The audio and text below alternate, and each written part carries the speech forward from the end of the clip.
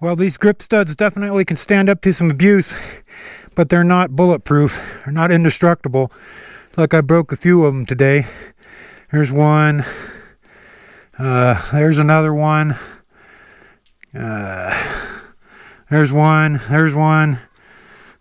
There's one.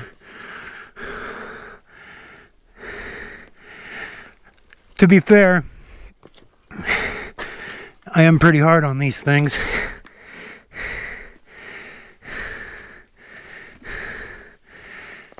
I bet there's probably 10 broken ones on there, maybe a little bit more.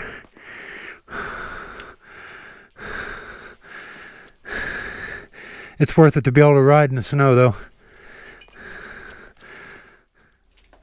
Well, I went through and inspected the tire, found 12 broken grip studs. You know, if you can see the pile of them there next to the drill.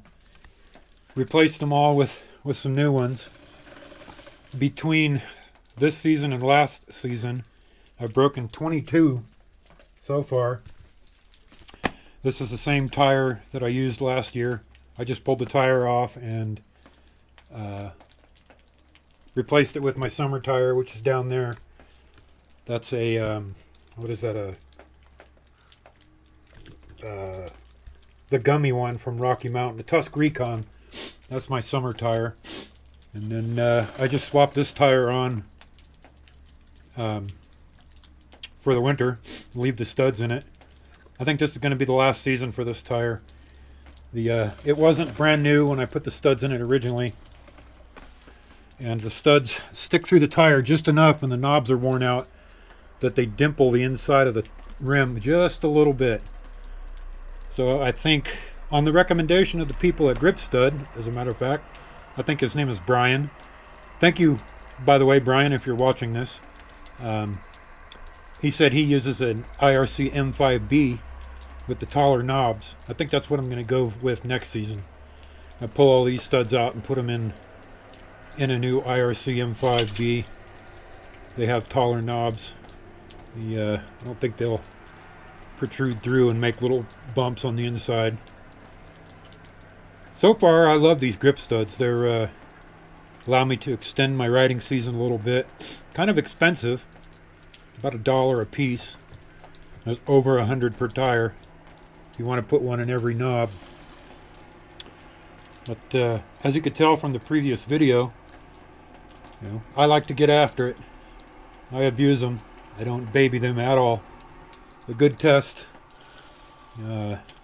if you just ride on ice or packed snow, you know, like you can see out there on the road, they'll probably last forever as long as you don't spend a lot of time spinning your tires.